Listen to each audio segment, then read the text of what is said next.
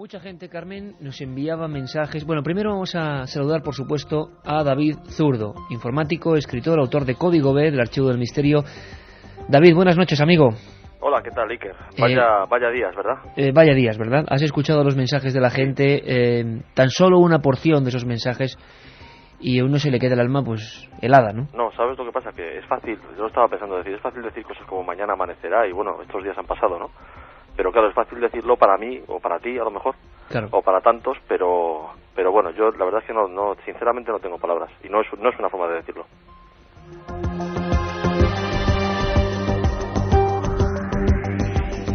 Y la dureza, David, es que como trabajamos con palabras, uno se queda, preferiría casi dejar el micrófono abierto y a veces no decir nada, pero es nuestra misión, para eso estamos, y a pesar del dolor, con todo el respeto, repito, porque es lo que está en la calle y lo que nos han transmitido, queremos hablar de un tema bastante peliagudo. Primero porque el código de la Biblia es peliagudo de por sí. Ya sabéis la historia, que resumimos muy rápidamente. Es Eliyahu Rips de la Universidad Hebrea de Jerusalén que descubre un supuesto código que en el fondo era seguir las esencias de personas como Newton o tantos otros que creían que las Sagradas Escrituras, o al menos los primeros 5 libros sagrados, tenían algún tipo de clave, algún código tan de moda que está ahora el código Da Vinci y demás, con informaciones. La primera importante fue que Isaac Rabin, el nombre de Isaac Rabin, el ministro, se juntaba, se cruzaba en la Biblia con asesino que asesinará. Y empezó Michael Drosnin, que le dio fama internacional, reportero del Washington Post y del Wall Street Journal, que estuvo aquí en Milenio 3 con nosotros, a hacer otro tipo de comprobaciones. Y caramba, parece que con determinados programas informáticos la Biblia generaba ciertos mensajes. Bueno, con toda la cautela del mundo, David Zurdo hizo un experimento apasionante, traspoló todo eso al castellano para ser más comprensible y editó el propio programa, ¿no?, que ahora se adjunta con ese libro con Código B. Pero Carmen, es que las inquietudes eran muchas. Por ejemplo, y hablaremos quizá la semana que viene, vamos a ver cómo se desarrollan los acontecimientos, porque el mismo viernes ni siquiera sabíamos, por supuesto, ni de la autoría, ni de qué ocurre, todavía estamos ahí un poco entre brumas, pero mucha gente, repito, la gente, no nosotros, nos enviaba, por ejemplo, cosas numerológicas bien curiosas, ¿no?, en torno al atentado. Carmen, ¿puedes comentar alguna? Ya es curioso que sea un día 11... y sobre todo que hayan pasado 911 días desde que se produjo el atentado del 11 de septiembre en Estados Unidos. ¿Por qué 911 días es curioso? Porque 9 más 1 más 1 suman 11 también.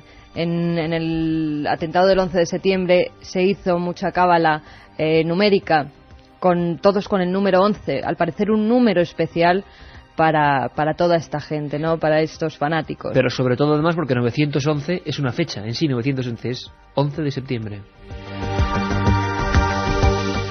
Tendrán que ver, no tendrán que ver, pero lo cierto, Carmen, es que el aluvión de preguntas desde el mismo viernes, a pesar del dolor, a pesar de la angustia, sobre si en la Biblia, si el código de la Biblia podía arrastrar algo de este tipo, han sido totales, ¿no? Ya se empezaba a especular también, pues bueno, con la situación en la que quedaron los trenes, uno paralelo al otro, que también mirado desde arriba podía formar un número 11, y seguirán y continuarán saliendo estas, no sabemos si casualidades, macabras. Javier Rodríguez, desde la nave del misterio, me decía que las propias torres eran un número 11, la gente especulaba con la posición de los trenes como un número 11. Bueno, toda una iconografía que nos puede parecer casual a nosotros, pero quizá a los fanáticos que están detrás de estas historias no es nada casual. David, compañero, a ti la gente te ha, abrasado a consultas, ¿no? Sí, la verdad es que han sido cosas, además es curioso, porque yo durante estos días no he respondido a emails, es curioso, ¿no? Porque los recibía y pensaba, pero ¿qué le digo yo a esta persona que me está preguntando esto? Claro. Ha sido realmente duro, ¿no? Y yo mismo, sinceramente, también me he negado a buscar nada hasta hoy mismo, cuando ya he dicho, bueno, pues esto tampoco, quiero decir, hay que buscarlo, hay que ver un poco qué es lo que sale o no sale. Sí, por lo menos la pregunta está en la calle y... Claro, las preguntas, efectivamente, si hay un interés, pues tampoco es justo, ¿no? Es decir, no vamos a mirarlo. En realidad, mira, yo, como pasa con todo, ¿no? Yo sin negar y sin afirmar tampoco, muchas veces los números, precisamente bien dicho, las cábalas, ¿no?, como ha dicho Carmen, que se hacen y se han hecho, pues muchas veces habrá muchas cosas que tengan un sentido, otras que no, y también habría que pensar en qué importancia pueden tener, porque hay veces que pueden tenerla o simplemente pues porque un grupo a lo mejor de fanáticos locos, etcétera, utilizan esos valores que ellos calculan pues simplemente para asestar el golpe. Pero vamos, que quiero decir, teniendo en cuenta lo que realmente hacen y el resultado de lo que pretenden y a veces llevan a efecto, pues la verdad es que a veces no tiene tampoco, pues a lo mejor demasiado interés darle tantas vueltas, ¿no? Es una opinión muy personal. David, una cosa importante para que la gente quizás sepa, cuando tú haces una búsqueda o te preguntan o la gente ha encontrado una búsqueda en el programa del Código de la Biblia, es porque ha metido una palabra, ha hecho una primera búsqueda y luego ha hecho una segunda búsqueda para ver si se cruza en alguno de los pasajes de la Biblia, ¿no? Para que nos entendamos. ¿Sería más o menos así? Exacto, con una pequeña salvedad, que es que esa segunda búsqueda se puede cruzar con una palabra o con más de una. Es decir, puede haber una primera palabra que sea, pues mira, como en el caso de un mensaje que yo tengo aquí, por ejemplo, que es atocha. Esa palabra inicial nos va a dar una serie de resultados que son sopas de letras, donde intentaremos buscar otras palabras. Claro, a posteriori, pues las palabras las tenemos bastante claras. A priori, pues en un caso como este es totalmente imposible. No podemos estar buscando cosas que no sabemos cuándo van a ocurrir ni si van a ocurrir. Claro. Vamos entonces, si te parece, aunque, claro, además con la salida de esa obra tuya, Código B, que es, digamos, no solo es el programa, ni las cuestiones de las que un día hablaremos, por fortuna muchas de ellas mucho más amables, por supuesto. Sino que, bueno, es también un trabajo muy intenso, el proyecto Criptorá, el estar detrás de esta historia y saber cómo funciona el código, por qué clave, si nos encontramos ante una mera casualidad matemática o algo más, ¿no? ¿Cuáles son? Bueno, primero, mucha gente nos está preguntando, ya a través de 1640, que se acuerdan de aquel primer programa, 7640, perdón, de que el código decía Rajoy éxito, ¿no? ¿Tú recuerdas, David? Sí. Yo, de hecho, he estado repasando el libro porque se puede decir que es el primer gran error, ¿no? Pero resulta que, leyendo el libro, y esto resulta también, ya digo, muy curioso, que aunque pone que Rajoy es éxito, y eso desde luego es un fallo tremendo, también habla de que Rajoy tendría un gran problema en este año. Y resulta que en el libro se habla de que ese problema podría ser incluso terrorismo.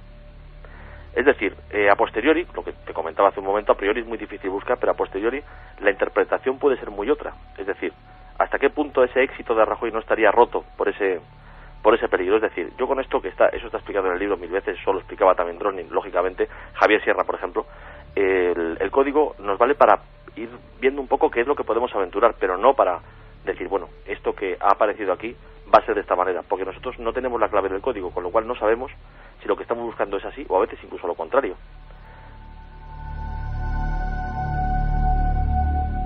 Pues hecha esa salvedad, David, y explicada perfectamente, digamos qué es lo que la propia gente, incluso en sus casas buscando, que ya tenían el libro, que habían conseguido el programa, que han buscado, ¿qué te preguntaban, qué habían encontrado ellos y tú qué has podido verificar? Bueno, yo, mira, lo que he hecho es básicamente un resumen de lo que me ha parecido más importante, porque he recibido muchos mensajes en los que se me hablaba de, claro, palabras de 2 letras, de 3 letras. Que es muy fácil que coincidan, ¿no? Claro, lo que hay que mirar no es que aparezcan, sino qué configuración geométrica tienen. Y dicho de una manera más simple, es si se cruzan, por ejemplo, con otra palabra, si se ve que hay algo en esa imagen que a uno le diga, esto no es una cosa casual, ¿no? O no lo parece al menos.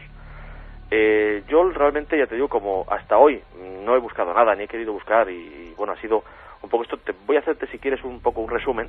Perfecto. De las cosas que me parecen más importantes y más básicas. Perfecto, David. Bueno, por un lado, tenemos, ya explicado esto de lo relevante de a veces lo que son las palabras. Tenemos por un lado Atocha, crimen, 2004, año 2004, que sería el 5764 hebreo, más o menos, y 11M. 11M realmente no tiene un valor estadístico porque, ya digo, son solamente 2 números, que son letras en hebreo, claro, y una letra más, que sería la M en este caso. Pero lo curioso es que no se mezcla con la palabra, por ejemplo, atentado, y en este caso no hay cruces. Atocha, 11M, crimen, 2004, no hay cruces, no hay cruces entre las palabras. Esas palabras no se cruzan, no. Y para que la gente nos entienda, y al menos desde mi posición, no escéptico, sino, bueno, observando el tema como una increíble curiosidad. Cuanto más pequeñas sean las palabras que buscamos, adaptadas al hebreo, pues resulta que, claro, más fácil será que aparezcan en determinados momentos hacia arriba, hacia abajo. Pero claro, la complejidad, por eso el propio programa que diseñó David te va diciendo, digamos, cuál es la fiabilidad, si baja, más alta, más cercano a lo poco casual, digamos. ¿Por qué? Porque si uno pone una palabra mucho más larga, va a ser mucho más sintomático que aparezca, más difícil, menos veces en esas hojas, ¿no?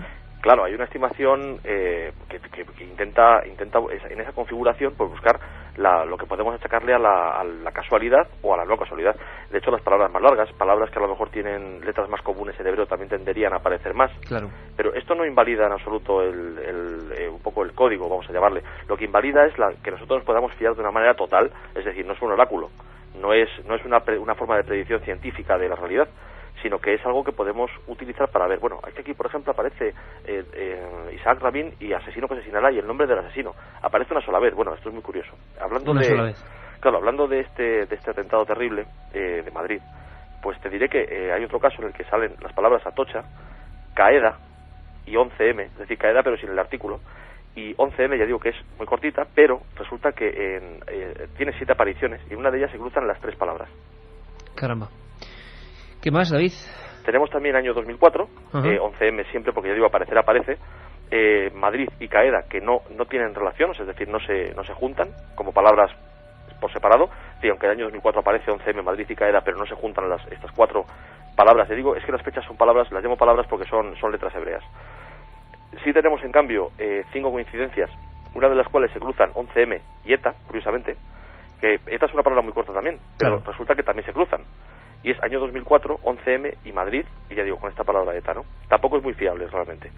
En cambio, Madrid, Qaeda, 11M, en Madrid y Qaeda se cruzarían, y quizá la más espectacular, que se cruzan Madrid y Al Qaeda completamente, con artículo y todo, y 11M y atentado. Me mira Carmen junto a la pantalla de los mensajes 7640, palabra milenio, Carmen.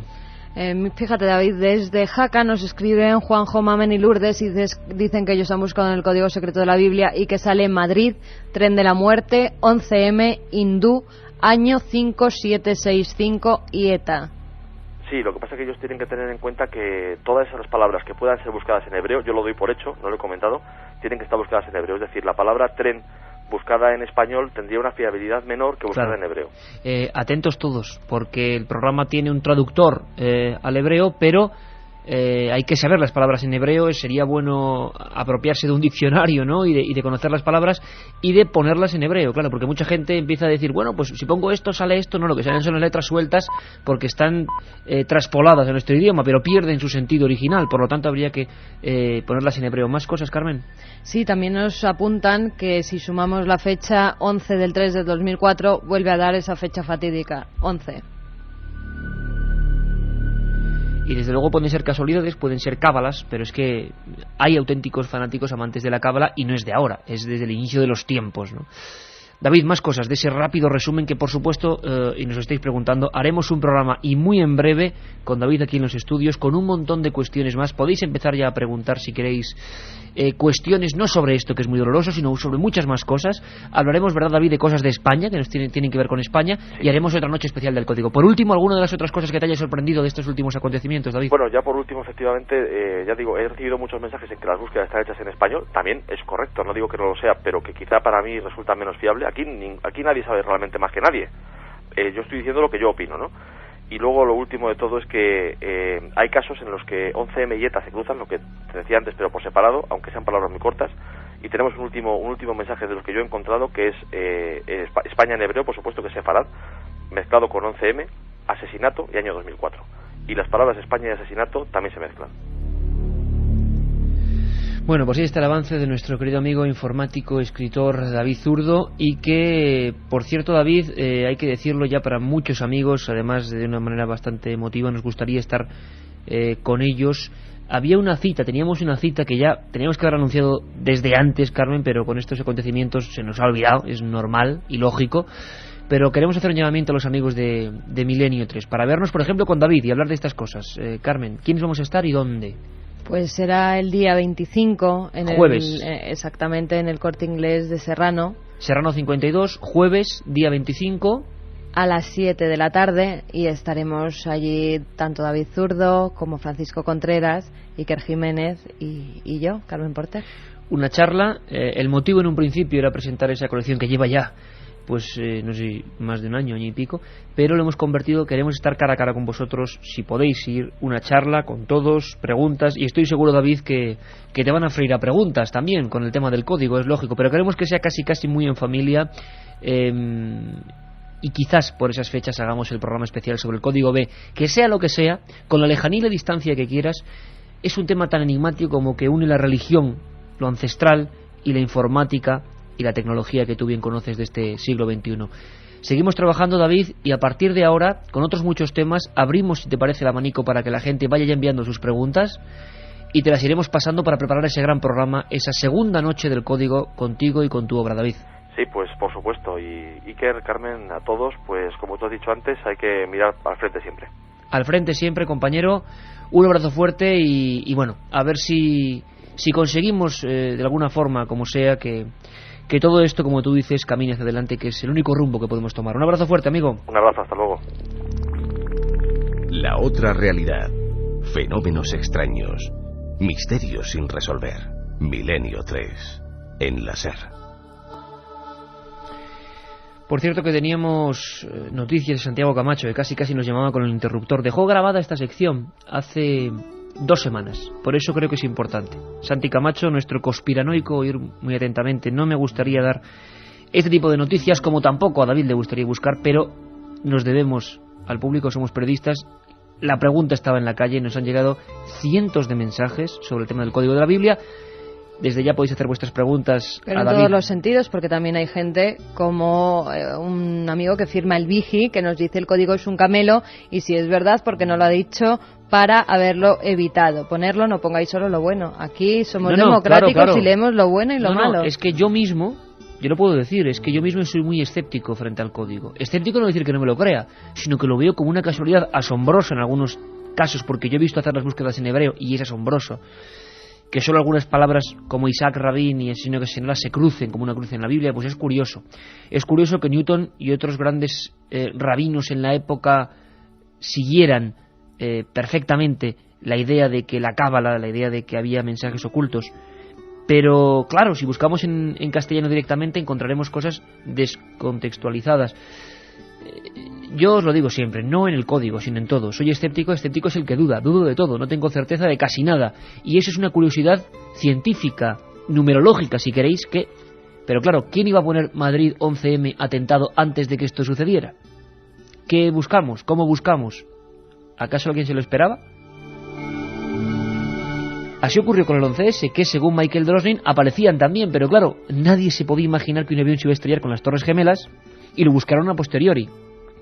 ¿Habrá acontecimientos? Pues en algunos ha fallado el código, estrepitosamente, ese Rajoy éxito que buscamos aquí hace un tiempo y que, como hemos visto, al menos a nivel electoral no ha habido ningún éxito. Por lo tanto, el código de certeza no podemos decir que tenga una certeza absoluta, nada tiene una certeza absoluta, pero el enigma está ahí y hemos recibido cientos de mensajes de amigos que estaban interesados. Por lo tanto, hay que responderles, por lo menos hay que ir preparando este programa especial y ver qué surge. Y también amigos que nos siguen apuntando casualidades con el número 11 NS7640, palabra clave milenio. Javi desde Madrid nos dice: el atentado ha ocurrido en la semana 11 del año. Eso es tremenda, ¿eh? O sea, la verdad es que, y como siempre la audiencia nos deja alucinados, pues por eso, porque está siempre al quite. Enrique de Vicente nos anunciaba en septiembre del año pasado, haciendo un especial sobre el 11 de septiembre, un aniversario, nos apuntaba, si no recuerdo mal, Carmen, no, hace casi, bueno, no, claro, septiembre del 2002. Nos decía que cuidado, que podía haber un atentado, que el número 11 iba a ser clave en toda esta historia, y bueno, no le creímos tampoco mucho, o no lo dejamos de creer, sino que simplemente es información. No tenemos el cerebro de los que ponen bombas, desde luego, y no sabemos cómo van a actuar, como no lo sabe casi nadie. Pero Santi Camacho, que sabéis que es nuestro conspirador habitual, que está a punto de sacar un libro maravilloso que se llama Top Secret, pues Santi Camacho sabéis que siempre está ahí como en un pasadizo, en su despacho lleno de libros, y me ha dejado alucinado porque a veces me deja sus particulares recados, son como grabaciones.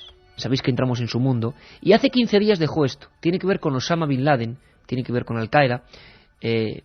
Lo hemos recuperado porque es curioso y mostraba un poco la consternación general que había a nivel de ese mundo de la conspiración que él maneja, a nivel de los servicios de inteligencia que él también conoce. Hablamos de flotas, de barcos del terror y de una sensación que había por diferentes países. Por lo menos es lo que cuenta, ojo, Santiago Camacho. Desde que tuvieran lugar los tristemente célebres atentados del 11S, ha habido una inevitable pregunta que, si bien ha sido formulada como tal muy pocas veces, ha flotado en el ambiente como una sorda sombra de amenaza. ¿de dónde vendrá el próximo golpe? Recientemente hemos sabido algo que tal vez pueda aportar algo de luz a esta cuestión.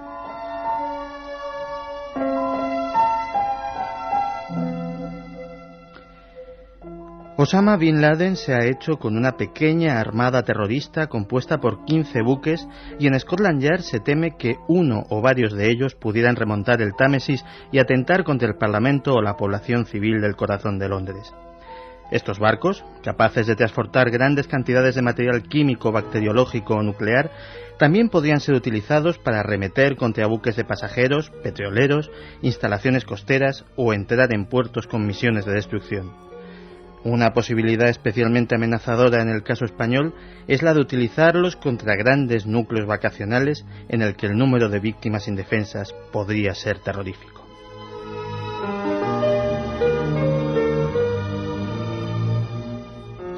A pesar de que parezca algo propio de una película de acción, no se trata de una historia que nos hayamos sacado de la manga, sino de un temor expresado en documentos oficiales de la inteligencia británica a los cuales hemos tenido acceso. De hecho, la firma Lloyds de Londres, la más importante aseguradora marítima del planeta, trabaja en la actualidad en colaboración con el MI6 y la CIA en un desesperado esfuerzo por localizar los barcos adquiridos por Al-Qaeda de un magnate naviero griego con fuertes lazos personales con el propio Bin Laden.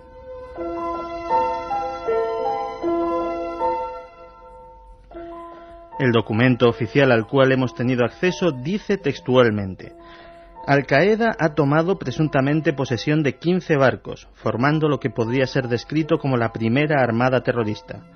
Los barcos llevan las banderas de Yemen y Somalia, donde se encuentran registrados y son capaces de transportar cargamentos letales de productos químicos o una bomba sucia.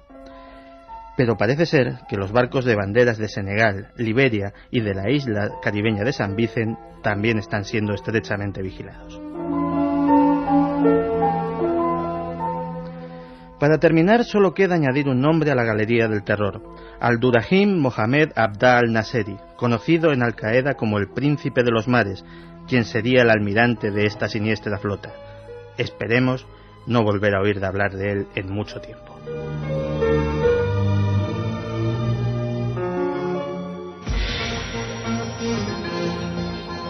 La otra realidad. Milenio 3. En la cadena SER.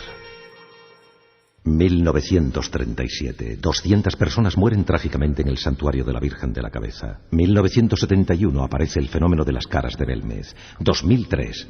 ¿Qué relación existe entre estos dos episodios? Descúbralo en Tumbas sin nombre. Un apasionante libro de Iker Jiménez y Luis Mariano Fernández. Una tragedia, un misterio, una investigación. Editado por Editorial Edad.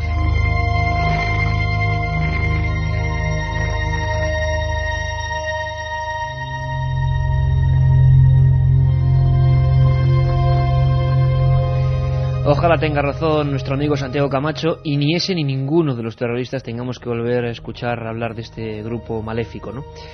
Pero, como bien decimos, la vida sigue, nosotros estamos de un lado muy claro y, por lo tanto, somos los amigos del misterio, los amigos de la investigación. Y yo tuve la fortuna o la desgracia, porque pasé bastante miedo, de investigar unos hechos que aquí hemos recreado y dramatizado. Recreado y dramatizado porque hemos unido varias historias ocurridas en un pueblo de Cáceres para recrear esta historia. Sí, son las dramatizaciones. Nuestros queridos amigos del equipo de producción de la cadena SER, con la dirección de Mariano Revilla, que han vuelto a hacer una de sus obras. Pues bueno, a pesar de que todos estemos un poco anestesiados en general con todo por lo que ha sucedido, vamos a intentar pasar otro tipo de miedo. El terror de verdad, el terror maligno ya lo hemos sucedido, ya lo hemos vivido. Vamos ahora a vivir otra especie de sensaciones, esas que tanto nos gustaban y que tienen que ver con lo ignoto, con lo desconocido. Ocurrió realmente en unos pueblecitos de Cáceres, en una pequeña región, año 1983. La gente anduvo con mucho miedo. Yo pude ver cómo años después mucha gente todavía seguía escopeta en ristre persiguiendo a lo que parecía un fantasma. ¿Qué ocurrió? ¿Qué pasó? Como digo, la dramatización. He escrito este guión y el equipo de producción lo ha dramatizado con todos los actores, como siempre, de primera línea.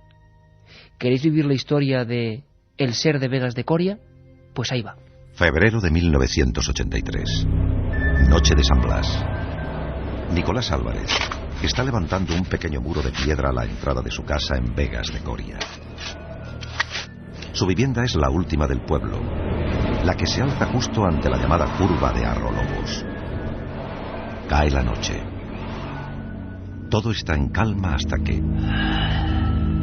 una respiración larga y quejumbrosa, como de moribundo, rompe el silencio. ¿Qué ha sido eso? ¿Quién anda ahí? El hombre asustado cogió 2 ladrillos con las manos tensas y se puso en guardia, dispuesto a arrojarlos contra cualquier intruso.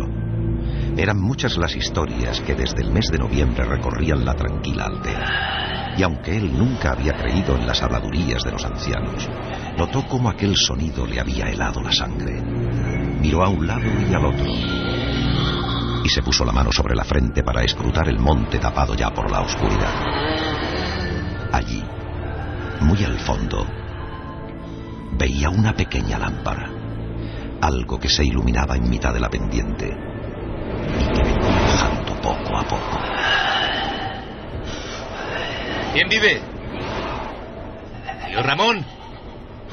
¿Es usted, tío Ramón? ¿Tío Ramón? Pero...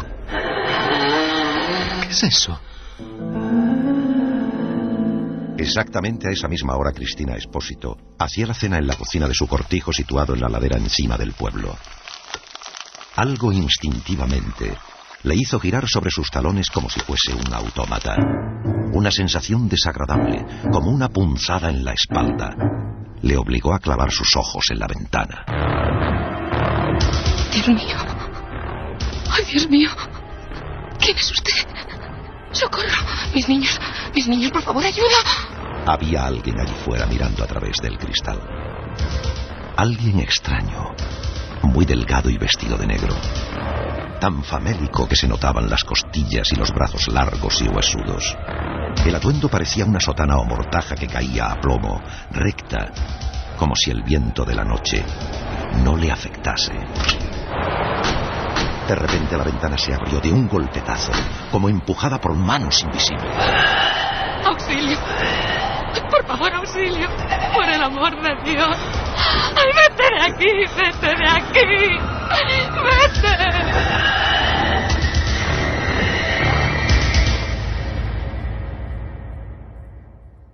¿Está usted segura de lo que dice? Sí que lo estoy. Póngalo así. Parecía un esqueleto, un desenterrado, yo qué sé. Iba como con una capa fina que lo envolvía y se me acercó y yo... Tranquila.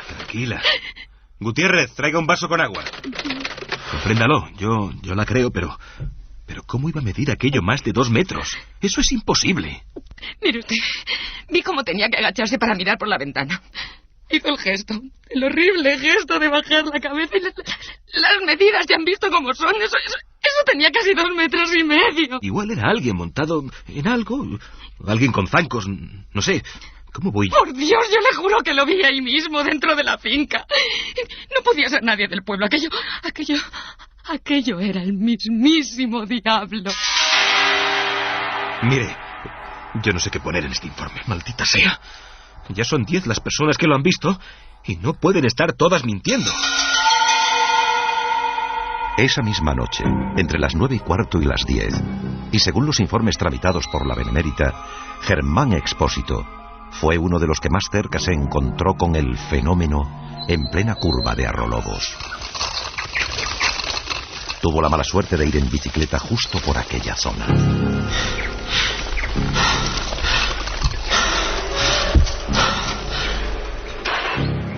Buenas noches. Era extraño que un vecino no respondiera. Pensándolo bien, aquel hombre detenido en un lateral de la carretera empinada no parecía nadie conocido. Permanecía quieto, con los brazos pegados al cuerpo, escondido ya entre la negrura de la noche. Germán echó pie a tierra y tuvo la tentación de mirar atrás.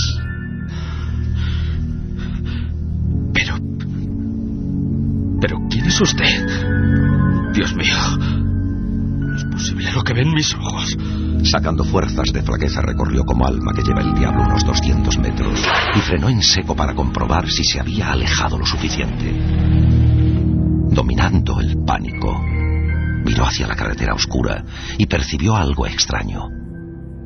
La naturaleza, el viento, el sonido del campo se habían detenido. Todo era silencio. Un silencio distinto. Cuando Germán Expósito dio la vuelta a la curva de Arrolobos, volvió a detenerse por tercera vez. Unos metros más allá, alumbrados por la farola blanca de la pared de la casa de Nicolás, observó una imagen que nunca podrá arrancar de su mente. Allí abajo estaba el misterioso paseante. Con el corazón saliéndole por la boca, observó con detalle, a lo lejos, el traje negro, la cara alargada como una sombra sin facciones, las piernas quebradizas y aquella extraña luz, como un farol mortecino. Y junto a él, tumbado en el suelo sin sentido, Nicolás, que parecía inerte, como un muerto.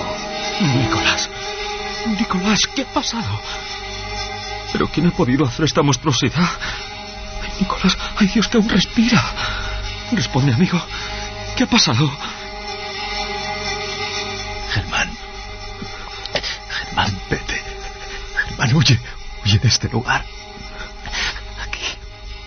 Aquí hay alguna maldición. Ay, Dios. Virgen mía, me ha quitado la vida. Pero ¿por qué a ti? Ay, cuenta, Nicolás, cuenta, por Dios. Una fuerza sobrenatural me ha dejado sin vida. No tenía que haberle hecho cara, pero se vino a mí con toda la furia. Y el miedo hizo que me defendiera. Germán, le he visto la cara. Era la imagen viva del mismísimo diablo. Ay, Nicolás. Era el diablo, el maldito diablo. Cuentan en el pueblo que Germán se convirtió en una persona reservada que jamás volvió a faenar en las noches del invierno. Puso una cruz en la puerta de su casa y pasado un año emigró al norte. Nicolás no falleció, pero después de ser hospitalizado en Salamanca, estuvo a punto de perder el habla a causa de un gran shock emocional. Su único deseo fue vender la casa de Vegas y no regresar jamás a aquel lugar. Ha pasado mucho tiempo y a veces algún curioso pregunta por estos hechos cuando se acerca la noche de San Blas. En cualquier mesa camilla, en cualquier reunión, los mayores se miran unos a otros y se hace el silencio. Un silencio denso y profundo. Aquella sombra errante como del diablo descendió hasta la última casa del pueblo. Aún sigue siendo un secreto que nadie está dispuesto a romper. Un enigma que duerme entre aquellos barrancos oscuros, ante los que muchos, desde hace 20 años, se santiguan varias veces al pasar por ese extraño lugar.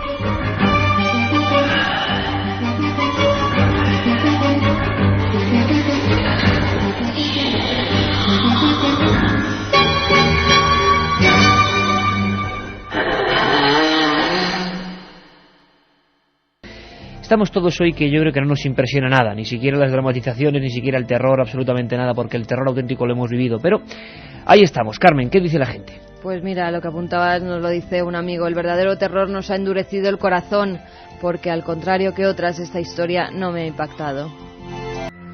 16 minutos, es un auténtico placer estar en el sitio donde estamos. Uno de verdad siente cierto privilegio, como periodista, como contador de historias, que es lo que uno es, por estar en este enclave mágico, mítico, las paredes con mucha historia. Estamos en el Castillo de Santa Cruz en Oleiros y es el primer programa que hacemos en público, mirando cara a cara a nuestros oyentes. Comprenderéis entonces mi sensación.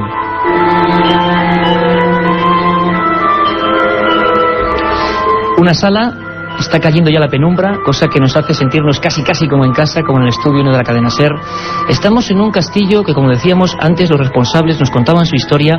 Es apasionante. Aquí vino el pirata, el célebre Drake. Hubo muertes, hubo naufragios, cuentan que hay tesoros, hasta barcos vikingos, en el fondo del mar que casi vemos por la ventana. Y estamos aquí porque los compañeros de Radio Coruña, en una magnífica labor, han permitido que la SER, plante aquí con firmeza sus convicciones e intente explorar algo que es muy difícil. La Galicia misteriosa, o misterios de Galicia, cómo resumirlos en el tiempo que nos queda. Hemos tenido que elegir, y lo hemos hecho porque muchos oyentes, a lo largo de meses, nos habéis contado que os interesa mucho la Santa Compaña, o qué pasó con el tema OVNI en Galicia prácticamente hace apenas 5 años. Nos preguntabais por muchas cosas y muchas se quedarán fuera, pero lo que vamos a procurar es hacer radio en vivo, radio en plena noche, radio en este castillo lleno de historia y de sentimientos. Y ante todos los agradecimientos, el mejor equipo: Carlos Barroso, buenas noches. Buenas noches. Carmen Porter, buenas noches. Buenas noches, Iker. Katia Rocha, buenas noches, compañera. Y los compañeros Pedro Espinosa y Pablo Míguez, ayudados en todo este montaje maravilloso por Eduardo Cofoner. Y tengo delante de mí un montón de rostros, ¿no? Absolutamente expectantes, en el fondo ya cubiertos por la oscuridad, y yo creo que poco a poco vamos a ir entrando en comunión. Encima de la mesa, encima de este lugar que, repito, la SER ha montado magníficamente, los emblemas, cadenaser.com detrás, nuestro escudo.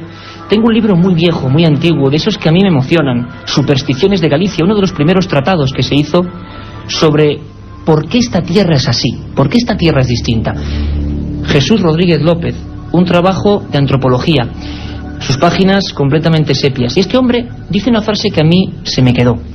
Decía que junto a Egipto, Galicia es la región del mundo que tiene más apego a lo trascendente, o lo que es lo mismo, que está más aferrada al otro lado.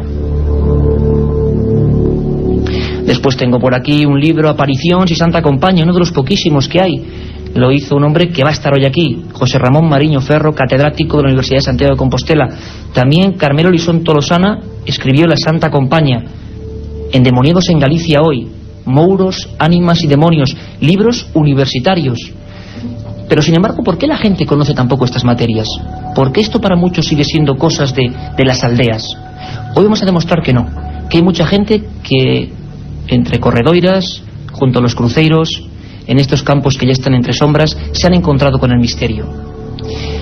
Estamos en un sitio, como digo, especial, el Castillo de Santa Cruz, en un ambiente que creo que podéis vivir a través de la radio. Esa es la magia de este medio.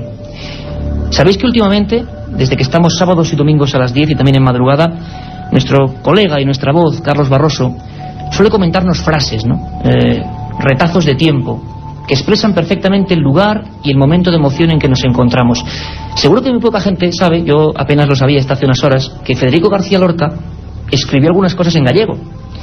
Y una de ellas, aunque la hemos traducido para que toda España nos entienda, resume perfectamente eso que os hablo de naufragios, sangre, honor, tesoros, todo eso que es las piedras y la historia. Esa frase nos la cuenta Carlos Barroso.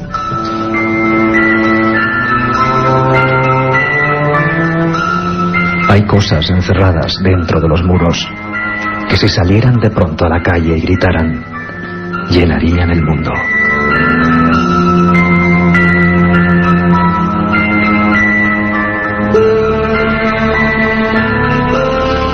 Eso decía ni más ni menos Federico García Lorca. Y vosotros, enviándonos vuestros mails a milenio3 con número @cadenaser.com, nos preguntabais por la Santa Compaña. ¿Qué tiene ese mito o realidad? Yo no me pongo a un lado ni al otro.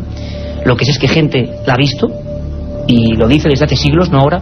¿Qué tiene la Santa Compaña para que enganche a todo el mundo? Y no solo a los gallegos, sino a personas de cualquier región de España e incluso de Latinoamérica, que nos escriben mucho. Va a ser difícil, pero vamos a intentarlo.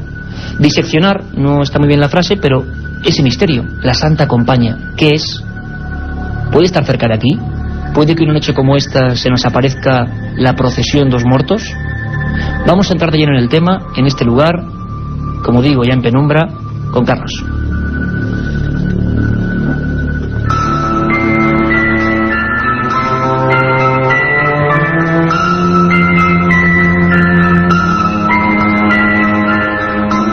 Puede que esta noche, en algún apartado camino, alguien vuelva a verla con sus propios ojos.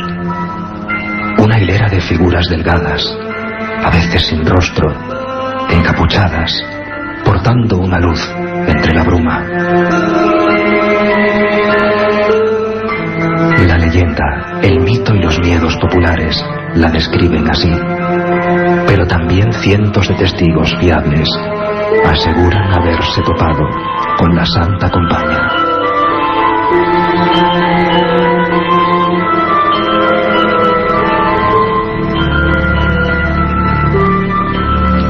Se habla mucho de ella, se dicen remedios para defenderse de su presencia.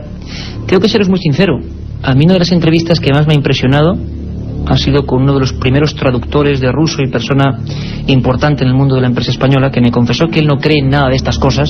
Siempre pasa lo mismo, nunca creen en nada de estas cosas, luego rascas un poco y les ha ocurrido algo que les ha marcado. Él vio, y no muy lejos de aquí, en una especie de pazo que él tenía en la época estival, estaba a punto de comerse una manzana, estaba completamente solo. Es una persona, como digo, de talante absolutamente escéptico, y repentinamente vio lo siguiente: una hilera de figuras, como ha descrito nuestro compañero, sin rostro, que pasaban delante de él, que las pudo ver durante más de 5 minutos, y 5 minutos en esa circunstancia es mucho tiempo, que producían cierta luminosidad y que llevaban una especie de candil. Muchos ese candil, que en otras regiones de España incluso le llaman candil de las ánimas.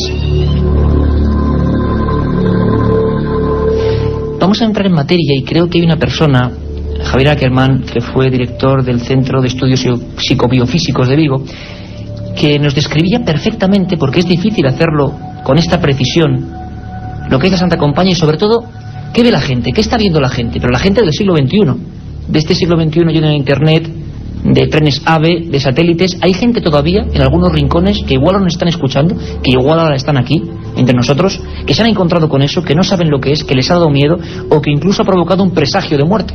Dicen que la Santa Compaña tiene la facultad de anunciar cosas que están por venir. Otros dicen que son simplemente las almas en pena en un estado intermedio, ni en la vida ni en la muerte. Javier Ackerman nos describe con todo lujo de detalles, pero a la vez preciso, qué ocurre con la Santa Compaña.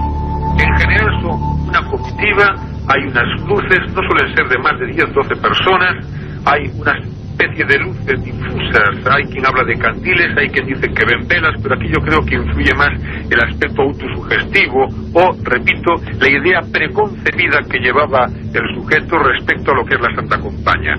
Comitiva, luces, no se les suele ver el rostro, hablan de encapuchados, hay quien habla de una especie de silueta difusa, difuminada, como una neblina, deletéreas, imágenes realmente que se saben que es una figura, una silueta, pero no se puede identificar una forma, ni siquiera un rasgo o un rostro. Casi todas van en silencio, suelen, antes que nada, antes de que aparezca la manifestación física, hay una manifestación a veces olorosa, hay una especie de olor fuerte, hay a veces una manifestación que parece que la pueden percibir ciertos animales, pues antes de que aparezcan, los perros se ponen a aullar, los animales, si es en el medio rural, en el establo, las vacas, los caballos, se agitan, se ponen nerviosos y después suele aparecer la Santa Compaña. Lo que sí es cierto es que hay una manifestación que yo me atrevo a decir que es real. Un montón de síntomas. Tengo a mi izquierda, en la mesa, a José Lesta, que también tuvo un giro en su vida, ¿no? Él iba para estudiante aplicado de ciencias físicas, se convirtió en la investigación, ha recorrido miles de kilómetros de esta maravillosa y eterna Galicia. Sale en apenas días un libro magnífico, El enigma nazi, en el archivo del misterio de la eternidad. José Lesta, compañero, buenas noches. Buenas noches, Iker, y un placer y un honor estar aquí en tu programa número 100. El placer es nuestro, exactamente, en el programa número 100. Detalle que yo creo que no es casual, ¿no? Justamente hoy aquí hacíamos los números, programa número 100. Ojalá sea para bien de todos. José, tú que has investigado y que vamos a hablar luego del tema OVNI, que también interesa mucho a la gente. Perros que ladran, animales que se inquietan, olores misteriosos. No estamos hablando de algo que se parece mucho a lo que otros testigos ven junto a luces y que no es la Santa Compañía. ¿No parece los preámbulos de un fenómeno que se repite en otros contextos? Efectivamente. Fíjate que es curioso. Nosotros los casos que hemos investigado de Santa Compañía nos los hemos encontrado precisamente investigando temas OVNI. Es decir, buscando testigos OVNI, nos contaban los propios testigos que habían sido pues testigos del largo peregrinar, ¿no? Del nefasto peregrinar, porque como tú bien decías, a veces anuncian o bien son sucesos premonitorios de la muerte de alguna persona, fundamentalmente de la familia del testigo que lo suele ocurrir, José, eso. Es decir, y luego vamos a escuchar casos. Dicen que la Santa Compañía, esa hilera, esa procesión, los números de miembros varían, pero que se para delante de por ejemplo, de una casa aislada, típica de Galicia, ¿no? Todos la conocéis, todos me asienten, y luego de repente la mujer o el hombre que vive ahí muere. Suele ocurrir, ¿no? Suele ser bastante habitual dentro de este tipo de casos. De todas formas, es cierto que se dan en parajes muy solitarios, ¿no? La niebla gallega, por supuesto, desde hace siglos fomenta todo esto, ¿no? Después podemos también hablar, por ejemplo, de lo que tú estabas comentando. Efectivamente, si este fenómeno, que para mí no hay duda y es absolutamente cierto, pero sí tiene un origen que quizás no es del tipo que la gente se imagina, es decir, no son almas en pena, ni son fantasmas, ni son apariciones de muertos, ¿no? Si hay algo más detrás de todo esto, y quizás incluso relacionado, como tú decías, con apariciones marianas, es curioso, ¿no? El tema de los olores aparece tanto en Fátima como en Lourdes, incluso también en apariciones fantasmales, pero es que también lo tenemos dentro del contexto OVNI. Entonces, si abres un poco la mente, ¿no? Quizás te puedas llegar a preguntar, ¿está todo esto relacionado con esas extrañas luces que llevamos siglos, quizás milenios, ¿no? El ser humano viéndolas en el cielo, y que quizás aquí en Galicia pues se manifiestan de esa manera, ¿no? En esas oscuras corredorias. Pues podría ser. Nosotros pensamos un poco por ahí, ¿no? En ese sentido. Ahora, si me permitís, además, mientras escucho a José Lesta, veo como mucha gente asiente. Habrá gente que piense de una forma, otros de otra, más aferrados a la tradición, más aferrados a la versión más moderna de estos fenómenos. Me gustaría escuchar precisamente al hombre cuyo libro tengo entre las manos. Un trabajo, de verdad, de 20 años de investigación, se dice pronto, doctor y catedrático en Madrid y Santiago de Compostela, Xosé Ramón Mariño Ferro. Nos explicaba también otros fenómenos característicos de esta aparición, que es la aparición, digamos, estándar, universal de Galicia. Sí, en efecto, dicen que aparece una procesión, llevan velas, a veces también perciben olores, y además dicen más cosas todavía, pues escuchan cadenas, y a veces alguno que la ha visto dice que puede participar una persona coja, por ejemplo. O sea, que son muchas las cosas que se dicen. José Ramón Mariño Ferro encontró testimonios curiosísimos. Yo creo que es un detalle importante en Bolivia. En Bolivia, tan lejos de Galicia, se empezó a dar cuenta que los indios de esas regiones, de las más opacas, con una vegetación muy parecida a la de Galicia, veían exactamente lo mismo, con los mismos comportamientos, y que incluso ellos decían que cuando esa compañía se te aparecía, podía ocurrir lo que llamaban vampirismo. ¿Y cómo explicaban el vampirismo? Pues decían que si, por ejemplo, cualquiera de nosotros esta noche tiene la desgracia, o la fortuna, uno no sabe, de encontrarse ese fenómeno extraño, iba a ser condenado de alguna forma, en un estado de inconsciencia, a salir cada noche vagando por los bosques. Y es lo mismo que ocurre en Galicia, o en la tradición, o lo que nos dice la leyenda.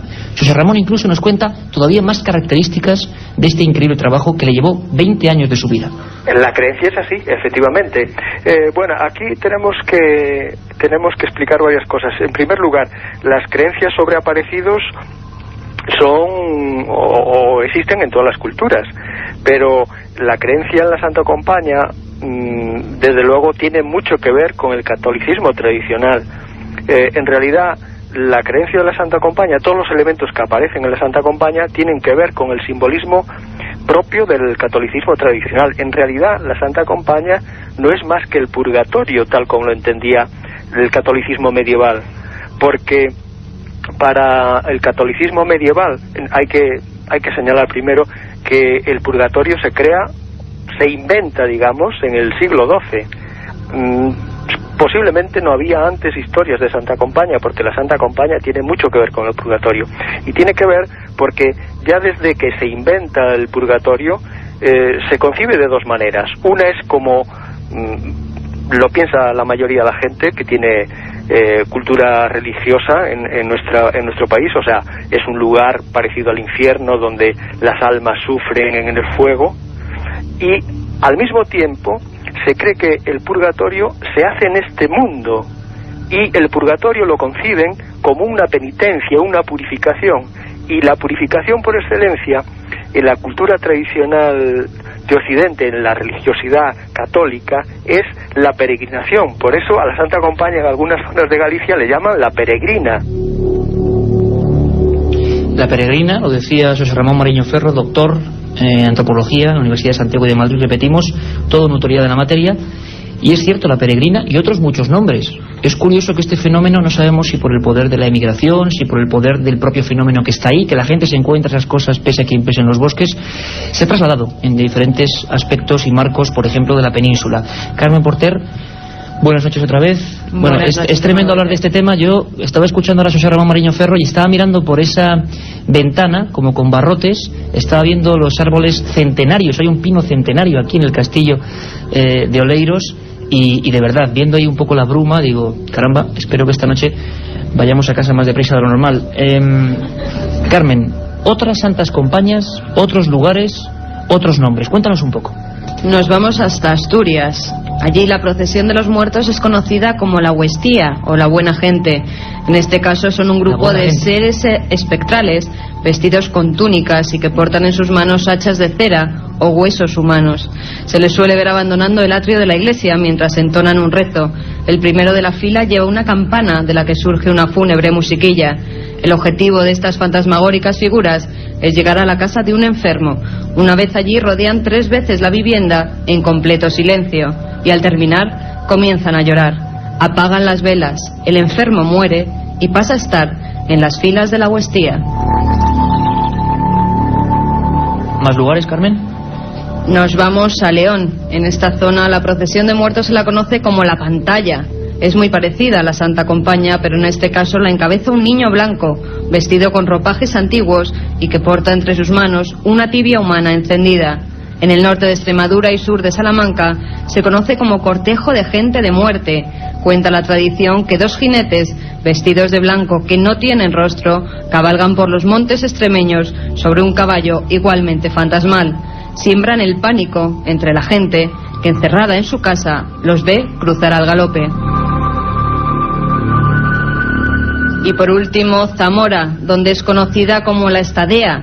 En este caso, la tradición dice que normalmente es una mujer que vaga por los caminos o cerca de los cementerios. No tiene rostro y huele a la humedad de los sepulcros. Solo se aparece a la persona que se va a llevar para que pase a formar parte de la comunidad de las ánimas. Excelente repaso, Carmen, por esa España mágica, y ancestral, esa España que está ahí y que no es solo Galicia, pero sí la zona del noroeste, ¿no? de influencia. Miguel Pedrero es otro buen amigo investigador que colabora también con Rado Galega en el programa Milenio, un programa hermano, y que, bueno, siempre ha estado ahí, siempre ha estado, bueno, pues dispuesto a contar y a cantarnos las cosas que pasan en esta tierra. Está preparando un libro que también pronto saldrá, apasionante, lo aseguro, contactados en el mismo archivo del misterio de José Lesta. Miguel, tú has investigado casos que para ti pueden tener que ver con los ovnis. Me acuerdo de una fecha y de una aldeíta que igual muchos conocéis, Paradaseca, y te encuentras con un hombre de campo, con esa cultura que puede ser mucho más importante a veces que la de los libros, y que te afirma que delante de él había 2 seres luminosos pegados en sí. Parecía una Santa Compaña también, pero lo tomasteis como tema ovni. ¿Por qué? ¿Por qué esas diferencias? Estamos hablando de lo mismo. Bueno, en todos estos casos quizás la clave sea la interpretación, ¿no? Existe un fenómeno, desde luego los testigos no mienten, ahí hay un fenómeno y otra cuestión es la interpretación. Y Miguel, y perdóname, ¿y hay miedo? ¿Todavía en el siglo XXI tú te has encontrado, sea en este tipo de casos de apariciones, que crean que sea una cosa u otra, miedo en estos años en la gente? Sí, bueno, este caso que comentabas tú ahora mismo, pues recuerdo que cuando llegamos allí para entrevistar a este hombre, pues no se atrevió a llevarnos al sitio donde habían ocurrido estos hechos, ¿no? Todavía tenía miedo y es más, no quería ni pasar por allí, ¿no? Y el hombre estaba en una situación, digamos, una situación psíquica problemática, ¿no? Es decir, no dormía, no comía y no se explicaba qué es lo que había visto. En definitiva, lo que vio mientras estaba cuidando el rebaño, recuerdo que, bueno, él escuchó a los perros ladrar, se giró y allí pues vio lo que tú mismo decías antes, ¿no? Lo que él nos describía como dos seres pegados por el hombro, que cambiaban de color y que encima de sus cabezas tenían un gorro que él nos decía, un gorro como de los de obispo, ¿no? Pero bueno, hay un capirote, como algo. Efectivamente, pero es que esto no es lo más curioso. Lo más curioso es que, bueno, tras recoger este testimonio, hablar con este hombre, hablar con la mujer, etcétera, pues decidimos rastrear el pueblo, ¿no? Por si había algún otro testimonio que corroborara esta afirmación. Y nos encontramos con una persona del pueblo, con un vecino, que además no sabía lo que le había ocurrido a esta otra persona, que a la misma hora en que este hombre veía esos dos humanoides, podríamos llamarlo así, pues justo en el lugar en el que él veía esos humanoides, este otro cabrero también pues vio sobre ese lugar lo que él nos describía como un enorme globo de los de feria, ¿no? Entonces, bueno, decidimos, le inquirimos y le preguntamos que nos concretara un poco más, ¿no? Y él decía que era un globo de feria por el color, porque era un color plateado. En realidad lo que nos estaba describiendo era el típico platillo volante plateado justo sobre el lugar en el que este hombre vio los humanos. Paradaseca, 1997. No nos vamos al siglo pasado o a cuestiones de hace decenios, ¿no? 1997. Y estoy seguro, yo os lo veo en las caras, y ya es que es de noche, que hay que escuchar a gente que la ha visto directamente, ¿no? Y algunos testimonios, yo tuve el placer y el honor, acompañando a buena gente de la radio y a maestros que hemos tenido, como Miguel Blanco, de hacer una historia que nunca olvidaremos, que fue recorrer la Galicia profunda. Y, perdón por este término, no es peyorativo, para mí todo lo contrario. Galicia profunda significa ese lugar como la Extremadura profunda, como la Andalucía profunda, donde todavía están vivas esas tradiciones, ¿no? Que parece que se pierden, por ejemplo, en las ciudades, que todavía está viva más que nunca el alma del sentimiento de creer en estas cosas, ¿no? Porque quizá pasan delante de ellos. Me sorprendió mucho, y a ver si os sorprende a vosotros también, el testimonio de Elena Bermúdez, que es farmacéutica y en la zona pontevedresa de Caboume, si no recuerdo mal, se encontró con algo que es como suele suceder. Te lo encuentras sin saber cómo, sin esperar, y te cambia la vida. Porque os aseguro, y he entrevistado a miles de personas, ¿no?, en estos años ya de peregrinaje, nunca mejor dicho, tras el misterio, que la gente que de verdad lo ve, esta gente de verdad nunca saldrá haciendo el payaso en televisión, y esta gente lo guarda como un duro secreto que es difícil arrancar, pero se sienten aliviados, y nuestros compañeros investigadores saben mucho de eso. Escuchamos a Elena Bermúdez y lo que vio aquella noche en Caboume. Pienso que salían las 3 o 4 de la mañana más o menos. Me desperté, me desvelé y entonces, bueno, pues salí a la tienda para no molestar al resto, claro, como no puedes encender luces ni nada, pues salí, me fue un pitillo. Y en esto que yo a lo lejos vi como unas sombras. Entonces vi, pues eso, como una hilera de sombras, como si fuera un, bueno, pues con algo negro y como que se arrastraba, ¿no?, en fila. Y vamos, de esto que ya te quedas tan impresionada que quieres ya casi girarte para un poco compartirlo con el resto. Y bueno, ya cuando entras y sales, aquello se esfumó, ¿no? Yo las vi más o menos de una determinada altura, o sea, como con túnicas negras o algo, y como arrastrándose. Es que tampoco había una distancia, yo calculo que serían unos 50 metros. 50 metros, unas figuras con túnicas negras. No es mucha distancia, sobre todo si uno está solo observándolo en pleno campo. Y como digo, una vida que cambia. Yo me he encontrado estos casos en infinidad de lugares. Algunos los hemos comentado en Milenio 3. Personas, recuerdo el caso de Saucidilla en Extremadura. Una niña y otros compañeros que volviendo del colegio se encuentran con lo mismo que ha descrito esta señora, que por supuesto nunca hablaron entre ellos, nunca supieron que estaban las historias ya contadas. Y eso mismo, una figura que además habitualmente, detalle macabro, ¿no?, según la imaginería popular, no suele tocar el suelo. Es decir, nunca son visibles los pies, es como algo que flota. Y esto se repite también en todos los fenómenos extraños, sean cuales sean. Luces, seres, siempre si el testigo, no sabemos por qué, otro misterio, los define bien de cerca, se encuentra que están como flotando. Escuchamos ahora quizá a otra persona todavía más propia de esa Galicia de la que antes hablábamos, ¿no?, aferrada a su misterio, porque su casa está completamente aislada, también en la misma provincia. Creo que alrededor hay kilómetros de bosques, un lugar encantador, pero claro, una noche como hoy y sobre todo hablando de estos temas, no es para escuchar Milenio 3, aunque espero que también lo escuchen en casas como esa, por supuesto, pero no se sugestionaría, ¿no? Porque el propio paraje, y mucha gente dice, no será esto por el paraje, no será esto por las nieblas, pero ¿por qué la gente describe exactamente lo mismo? Se inventarían muchas cosas, describen siempre lo mismo, y a veces, y escuchad muy atentamente, con presagios de muerte. Es decir, en este caso Josefa Romero, esta testigo, tenía, si no recuerdo mal, 9 años, estaba con su madre junto a un cruceiro, junto a una de esas figuras maravillosas que se reparten por Galicia, donde dicen que ocurren estas cosas a veces. Se quedaron mirando. Esa Santa Compaña, según siempre su testimonio, pasó delante de ellos con un movimiento de balanceo, y detrás vieron una persona del pueblo, alguien que identificaron como del pueblo. La madre, aterrorizada, casi quería tapar los ojos a su hija, y esa señora al poco murió porque un rayo entró en su casa, noticia que realmente salió en los periódicos. Escuchamos, sin más preámbulos, a Josefa Romero. Habíamos ruidos de pasos, de gente que venía, pero bastante gente. Y entonces esas personas de cada vez venían andando más, venían todas de negro, pero no se le veía la cara a esas personas. Venían andando, solo se veían los pasos y venían andando, que era gente, ¿eh? Atrás de esas personas venía una señora que era de aquí de cerca, que yo la conocía, y mi madre también, pero mi madre no logró verla. Mi madre estaba asustada, pero muchísimo. Pasó aquella señora, pasó aquello. Yo le dije, mira que eres esa persona. Y mi madre, pero ¿cómo iba a ser? Y yo, sí, que yo la conocí por la forma de andar, por la ropa que llevaba vestida. Era una señora viuda, estaba de luto. Y a los 3 días, esa persona, esa señora murió de un hechizo. Milenio 3, con Iker Jiménez, en la cadena SER. Murió de una chispa. Bueno, ahí está la explicación inexplicable, por supuesto, de estas cosas que ocurren, y que por supuesto ese pueblo y esa generación y esas personas las marcó para siempre.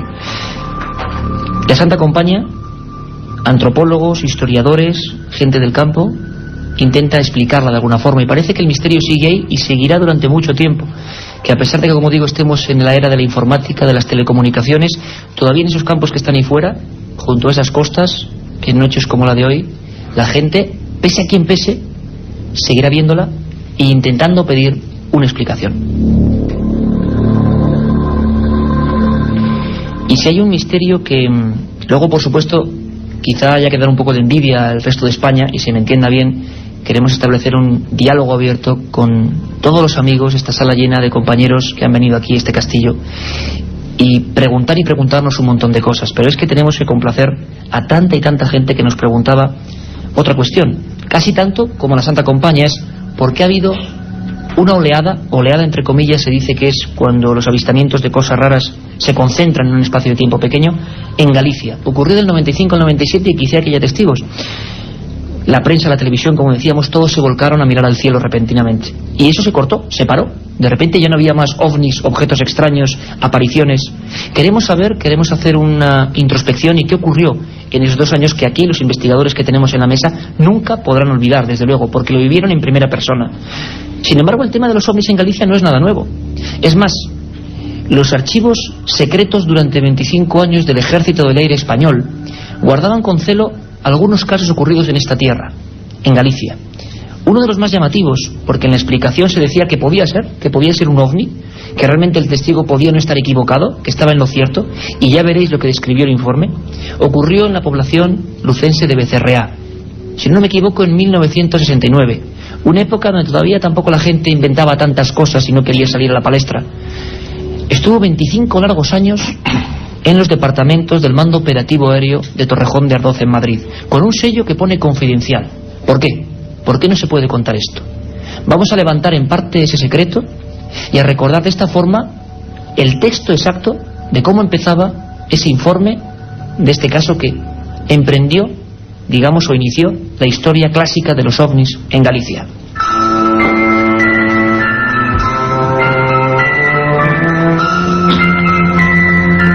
Mando Operativo Aéreo, Estado Mayor, Sección de Inteligencia, Confidencial. Avistamiento de fenómenos extraños. Lugar, Becerreá, Lugo. Fecha, 2 de abril de 1969. Kilómetro 476 de la carretera Madrid-Ferrol, a las 20 horas. Un testigo observa desde su automóvil un objeto en forma de bala, de 2 metros de diámetro y 5 o 6 metros de longitud. Superficie compuesta de escamas, de múltiples colores e iluminada de forma extraña. El objeto estaba inmóvil y a una altura muy próxima al suelo. El testigo avanzó un trecho con su automóvil, buscando un lugar apropiado para detenerse. Y cuando lo hizo y descendió, ya no pudo localizar el objeto.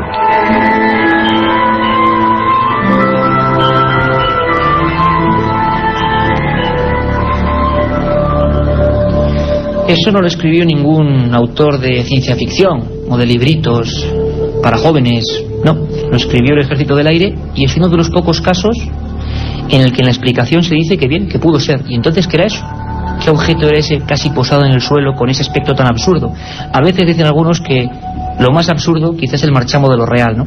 Yo cuando estaba escuchando a nuestro compañero Carlos Barroso interpretar esa lectura con el informe, que por cierto creo que lo tenemos por aquí, tenemos un montón de papeles, el informe luego, bueno, para cualquier persona que quiera echarle un ojo, o el inicio del informe, de esos que dejaron de ser secretos hace un tiempo y que estuvieron un cuarto de siglo ni más ni menos encajonados, yo escuchaba muy cerquita, o veía muy cerquita de Carlos Barroso, a un gran amigo y a un gran investigador, hay que decirlo así. Él yo creo que es la persona que, bueno, no sé con cuánta gente habrá hablado en Galicia, entrevistándoles por el puro afán de saber, ni siquiera a veces de transmitirlo, porque Marcelino Requejo es de esa gente que se siente impulsada por una fuerza de verdad mayor, ¿no? Y nosotros lo comprendemos muy bien. Marcelino, buenas noches, y cómo te suena esta historia de Becerreá, ¿verdad? Buenas noches, me suena muchísimo, sí. Es una de las que el ejército, digamos, dio el veredicto de que podía ser real lo que veía ese testigo. Aquí como en nosotros, pero en los otros expedientes metieron la pata en todos, pero en este la metieron hasta la garganta. ¿Por qué? Cuéntanos. Porque les venía colado un gol desde 1969 y no supieron o no lo advirtieron ese gol que les venía metido, y entonces dieron paso al expediente, lo sacan a la luz pública cuando realmente es el expediente que tenían que haberse guardado en el cajón y no haber sacado nunca. Porque, digamos, claro, que era la versión real, que ellos dijeron esto puede ser real, se equivocaron. No, ellos no visitaron el lugar, ni hicieron nada, eso se hace todo desde un despacho en Madrid, como se hizo los demás, pero en este en concreto, como era del año 69, lo que no sabían ellos es que la investigación la había hecho la Subsecretaría de Aviación Civil en el año 69, y entonces metieron la pata. Les venía modificada la fecha en la propia carta del testigo, que pone 5 de abril del 69, y en el año 69 el entonces general subsecretario de Aviación Civil, Pombo Somoza, que era de Sarria, Lugo, quiso visitar el lugar. Se interesó por el tema. La prensa lo demuestra, claro, que vino aquí, pero claro, la carta había que pasarla después al Estado Mayor del Aire, que era donde iba dirigida. Pero la subsecretaría se queda esa carta 22 días. Y en el mismo edificio, ¿cómo justificas que tarde 22 días en llegar una carta por medio de un coronel amigo al que el testigo dirigía la carta? ¿Y tú qué preguntas, Marcelino? ¿Qué pasaba ahí? ¿Qué secreto había? Una cosa importante, para quien no lo sepa, hacía un año que en España el Ejército del Aire, con normativa de obligado cumplimiento, decía que materia ovni, top secret a partir de entonces. ¿Qué ocurrió entonces con ese caso? ¿Por qué de alguna forma interesado ocultarlo? Especialmente. Simplemente le pusieron un 1 con otra máquina de escribir distinta. La máquina con la que lo hizo el testigo era una Olivetti que no llevaba unos, no llevaba el número 1, se utilizaba la L. Y entonces ellos van y con una máquina distinta, la propia subsecretaría le pone un 1 delante para que diga día 15 de abril. Para cambiar los datos, vamos. Evidentemente para que cuando al día 17 la remiten al Estado Mayor del Aire y cuando la reciben pues todo es correcto. Pero entre el día 5 o 6 que el testigo lleva la carta en mano a su amigo teniente coronel, hasta el día 17 que se le da salida, hubo una investigación del del general Pombo Somoza en el lugar de los hechos. ¿Y qué se sacó a colación de esa investigación secreta, Marcelino? ¿Qué vio este hombre? ¿Qué pudieron saber? Bueno, lo que sí supimos después es que este testigo no fue el solo el que lo vio, hubo varios camioneros que pararon con él a ver ese objeto. Ese objeto estaba con forma de bala. Sí, estaba suspendido en el aire a unos 700 metros de distancia del lugar donde estaban los testigos, que eran varios camioneros y este señor, y él no pudo contenerse al ver que aquello había desaparecido de una manera inmediata, porque los propios camioneros, cuando él fue a aparcar el coche y regresó, le dijeron que se había esfumado, es decir, que había desaparecido del lugar. Se hizo invisible, o sea, completamente no está ya. Y acto seguido, él no se contiene y escribe esa carta, porque él mismo reconoce a su amigo, al coronel al que le escribe la carta, que quiere dejar constancia de ese hecho porque le parecía, que es una cosa que creo que no habéis dicho ahí, que se trataba de una nave espacial tripulada. Pero claro, una nave espacial... El testigo tenía esa impresión. Sí, esa es la impresión de él. Es una nave espacial tripulada. En abril del 69, cuando el hombre no pisa la luna hasta julio del 69, pues era un poco extraño.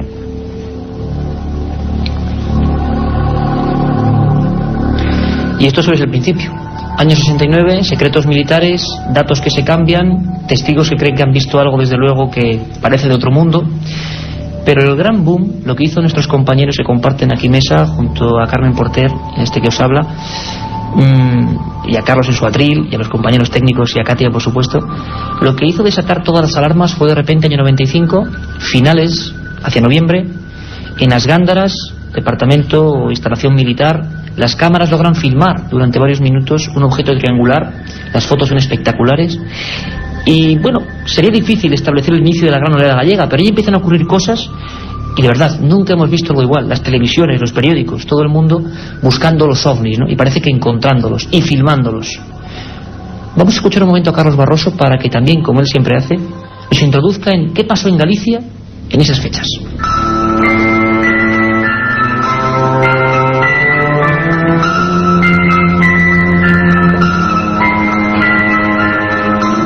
Unas luces en el cielo, extraños objetos que dejan huellas en el terreno, humanoides de formas grotescas cruzándose en mitad de la oscuridad.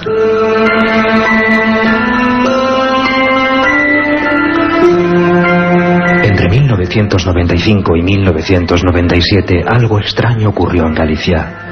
La prensa y la sociedad hablaron de gran oleada ovni, de miedo psicosocial, de 200 casos que nadie ha sido capaz de resolver.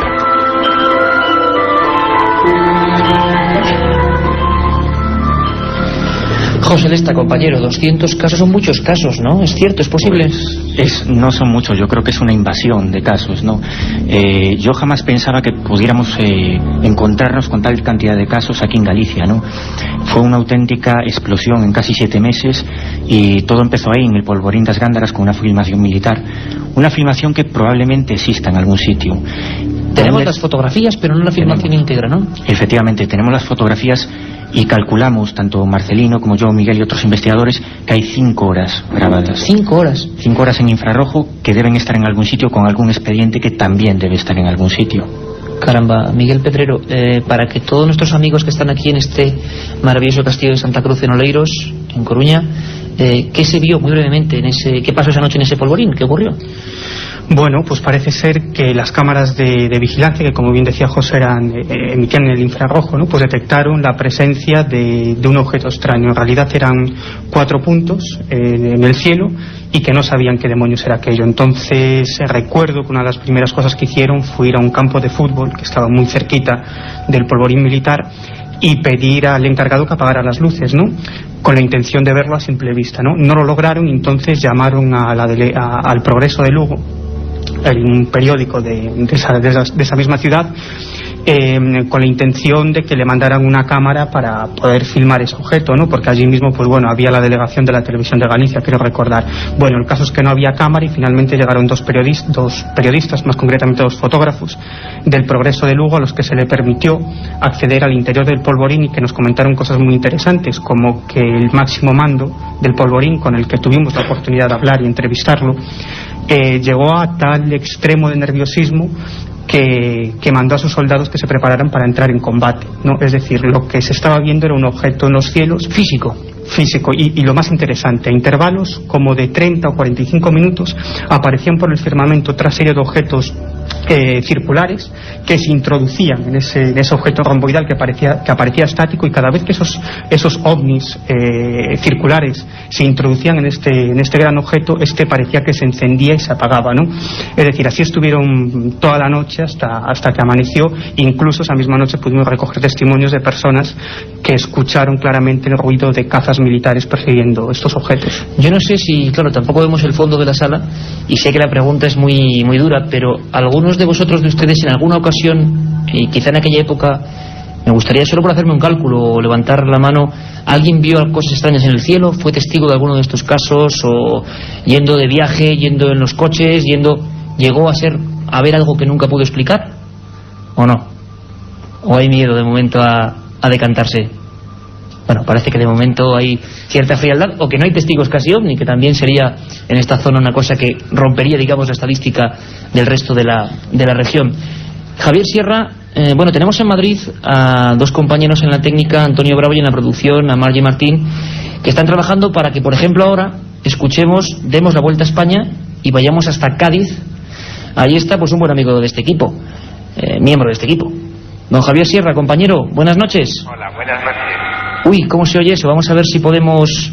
A ver si nuestro mago del sonido, Pedro Espinosa y Pablo Míguez, pueden hacer algo. ¿Javier? Sí, hola, buenas noches. Bueno, como no te queremos quitar mucho tiempo, que a nivel social, que es lo importante y que tú analizaste y que seguiste muy atentamente, ¿qué ocurrió en Galicia, Javier? ¿Es normal? ¿Ha ocurrido otras veces? ¿Fue algo excepcional, irrepetible?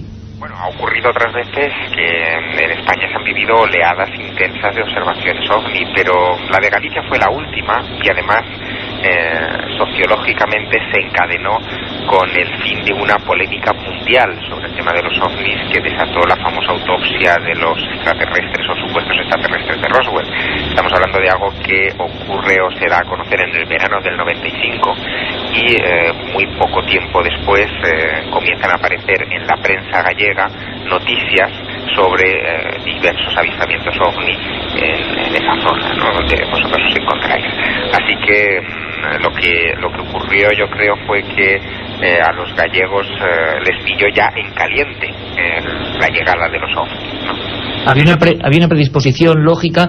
Tenemos algún problemilla, se hace un poco molesto. Está Javier Sierra en Cádiz con otro equipo de amigos periodistas y se oye un poquito, pero bueno, quedaba muy claro que parece que Marcelino Requejo, según Javier, había no cierta predisposición, pero que sí el eco mundial de aquella historia tan rara que un día comentaremos de la autopsia de Roswell también pudo afectar. Tú te encontraste incluso casos donde ya la gente no veía luces, y vemos ahora mismo, por ejemplo, estoy convencido plenamente, y luego estoy seguro que en el debate surgirán gente que ha visto cosas y es el miedo, y no me extraña, porque el tratamiento lógico que se da en algunos programas en la tele, por ejemplo, de estos temas hace que la gente se retraiga. Fue la primera vez en España que la televisión colaboraba activamente con las investigaciones. Tú lo viviste, es decir, programas de televisión donde se veían los ovnis, donde se anunciaban, donde se provocaban. Tú lo viviste en primera persona, ¿no? No, sí, es cierto, pero desde el mismo momento en que la prensa o la televisión comienza a tomar lo que está sucediendo en Galicia de forma jocosa, automáticamente la reacción social, me refiero a los testigos, es de rebote. Hacia abajo la información, silencio.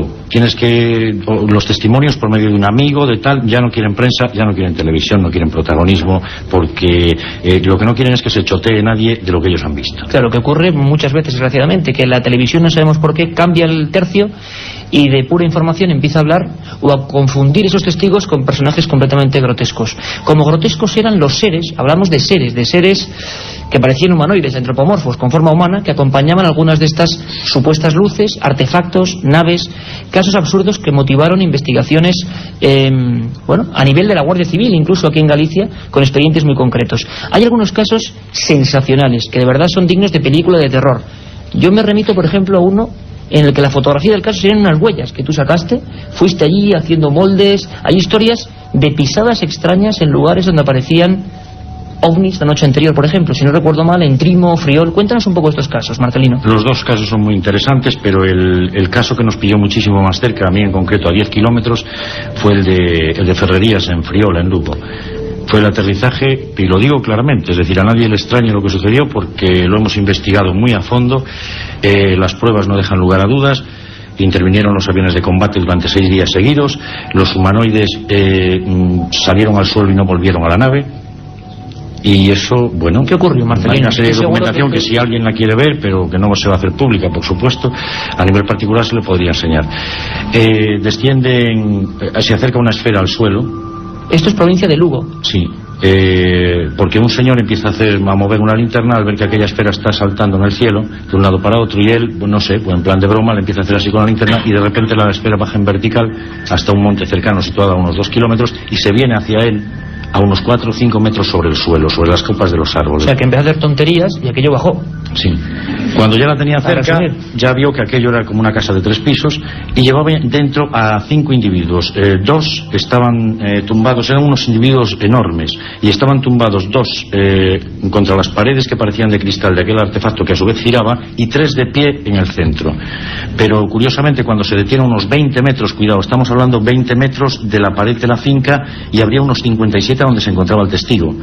y se abre una compuerta de luz de varios colores hacia la finca y descienden 3 individuos pequeños con las manos uno puesta en la espalda del otro. Es un absurdo por completo. Totalmente, bajan, como dice él, como en un paracaídas por la rampa de luz, tocan el suelo y en el momento que tocan el suelo y salen de la rampa de luz, empiezan a botar los 3 a la vez y salen en dirección a un riachuelo que se pierde en la oscuridad de la luz que reflejaba la nave, porque eran las 12 de la noche, y se pierden. Entonces él se aterroriza, se mete en casa debajo de la cama y hasta la mañana siguiente no sale de allí. Cosa lógica, yo creo que vosotros veis lo mismo, ¿no? Si os ocurre eso de verdad.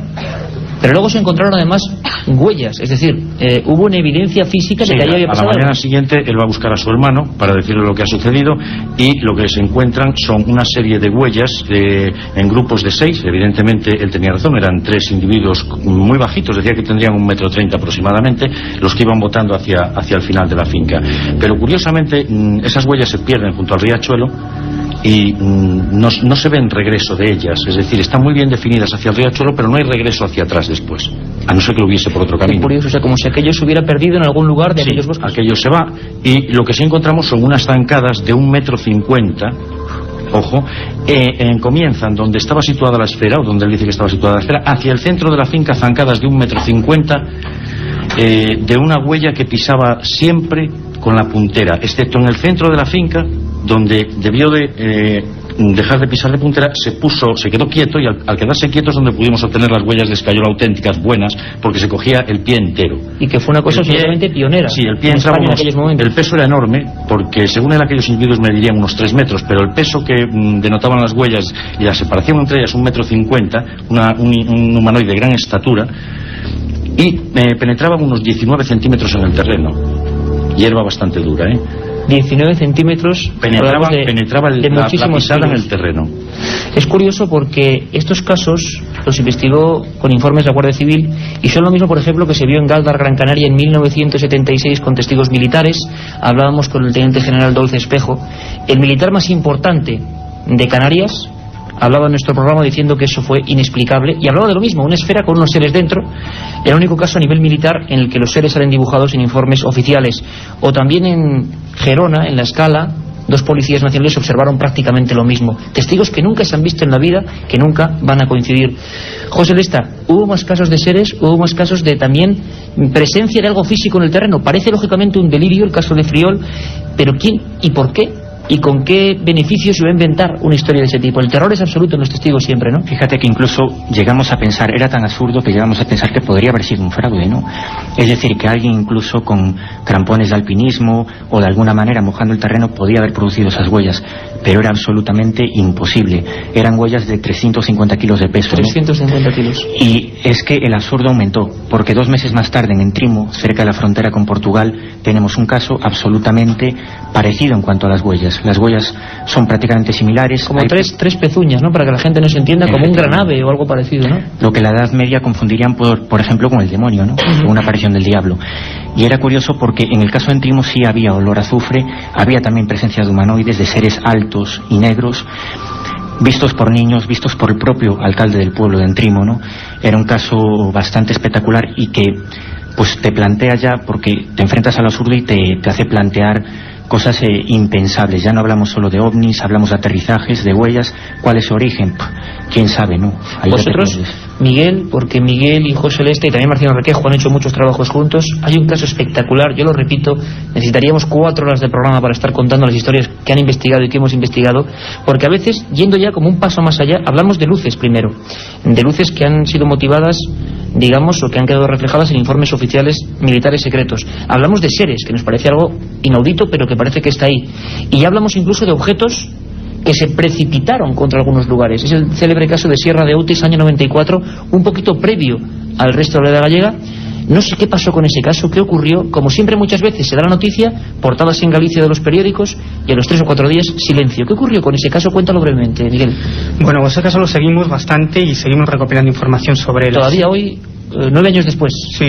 A grosso modo, pues podremos decir que bueno, de lo que se trató fue de un objeto luminoso, enorme, al que le seguía una cola de varios colores que cruzó Galicia y fue divisado por miles de testigos. Llevaba trayectoria descendente y según los cálculos que realizaron varios científicos de la Universidad de Santiago, que se llegaron a interesar por el caso y que publicaron un voluminoso trabajo editado por... No recuerdo mal, José Ángel Docobo, ¿no? Uno de los... Efectivamente, y no solo eso, sino que el caso Outes fue publicado nada más y nada menos que en la revista Nature, en la más importante revista científica del mundo, por la que cualquier científico mataría por publicar ahí. Bueno, el caso es que finalmente ellos sobre el mapa llegaron a la conclusión de que ese objeto se había estrellado en una determinada zona del territorio gallego.